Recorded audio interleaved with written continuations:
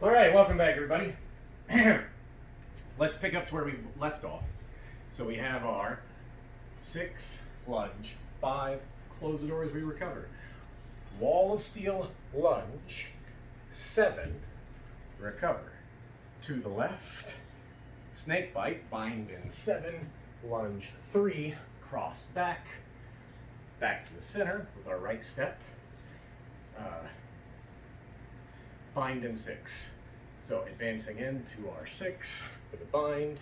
Remember, I'm doing it a little staggered.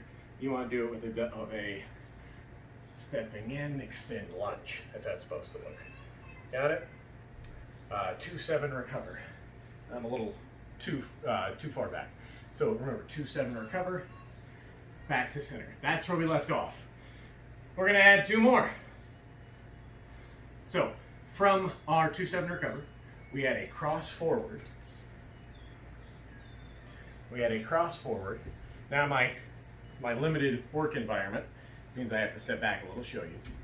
From our cross forward, we had a beat. So a beat is bringing our blade up and out. Got it? And as I step in, I'm going to get that strike. So I step in with the in and out, striking my opponent's blade. Now, this is where people screw up their beats often. This is a snapping motion, strong snap. This is not an arm motion. You do not want to come up and push them out. It's not a push out. This is a beat out. I'm going to snap my opponent's blade, bam, so it goes wide. Got it? Okay, this is harder to do without a physical opponent because the intent of a beat is to use the rebound effect.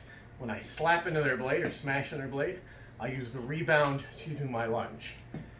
There's the breakdown for it. So again, I have my cross forward, and again, I have to adjust for my limited room. I step in as my blade comes out, beat across, using the rebound, I come into my lunge. Got it? So I beat, there's where my arm should be. Lunge. Recovering to a 4 immediately, because that's my most likely counterpoint. If I smash their blade that way, lunge, I need to get back online in case they recover. Right? Now I'm going to recover with a cross back. From my recovered position, we're going to do a force 5. Now, I do not have enough room in this linear couch environment, so I'm going to come to my widest part of my room. I'm going to show you the breakdown for force 5. From our on guard position, I advance in, half step in, and as I do, I'm going to come to a parry 5, reaching to get under my opponent's blade. So I step in with a 5. Now I'm going to reach a little bit with my 5 because I want to gain them in this 5. If I get this far and they have failed to stop me, I'm going to step through with my back leg. As I do, I'm going to palm their elbow or their sword if your kingdom doesn't allow you to touch bodies at all. Now remember, it's a touch, not a grab. We're not doing a grappling sport. When they involve that, I'm sure everything will look a little different. But right now we're just doing the palm. So once again, stepping in with my 5, crossing through with my palm. Now I'm going to transition their blade out of the way, and my blade flat. When I make that transition, I step through with my back leg, cutting through my opponent. So once again, stepping in with the 5, crossing over, and when I get here, this is going to be one fluid motion, but we're doing it slow to get the feel. I remove my opponent's arm as I flatten my blade and step past my opponent with the cut. Now my back leg is going to pivot all the way forward as I pivot on my heel to face where my opponent is as I come to a modified 1. Got it? So after I do my boom boom cut, I'm going to step through and pivot around to face where my opponent is. So should my opponent, I'll face you for it. Should my opponent's blade get lifted up, removed from combat, cut across the guts, their quickest move to get me back is normally a return fire, where I will be standing with my blade making a wall of steel in front of their most likely return fire point. That's the theory. Got it? So let's do that one more time because it's one of our more complicated moves, and then we'll put it all together up till now. So one more time. From our on guard, we advance in trying to gather their blade with our 5. We step through as we palm their elbow or sword.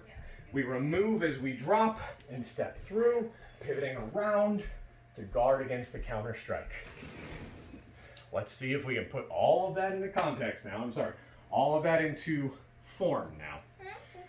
Then again, as you get better at this, you can add that fluidity, add that speed. Don't worry about how many times you have to do it, or if it's staggered, or if you screw it up and you gotta do it again. Like I said, I'm doing these recordings without cuts. There's no edits. I screw it up sometimes too.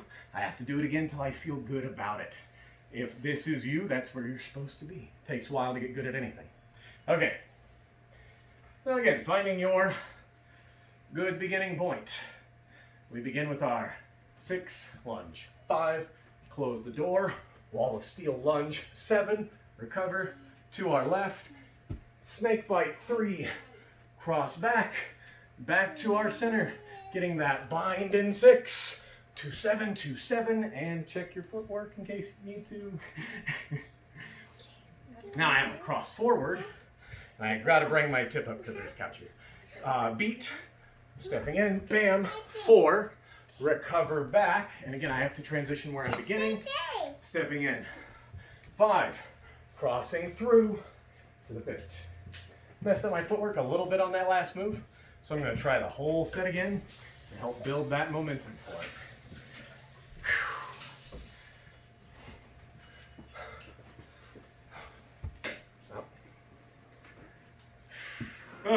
Already, again.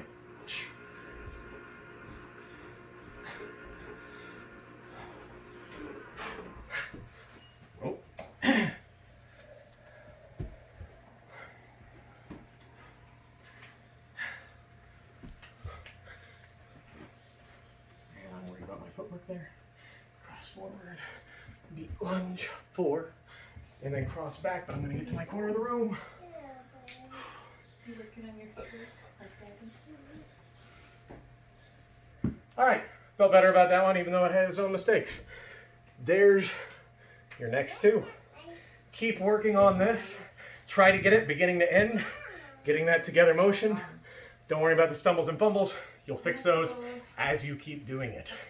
Okay, again, let me know if you got anything you'd like to see, questions in the comments, etc. Other than that, stay safe, and I hope to see you soon.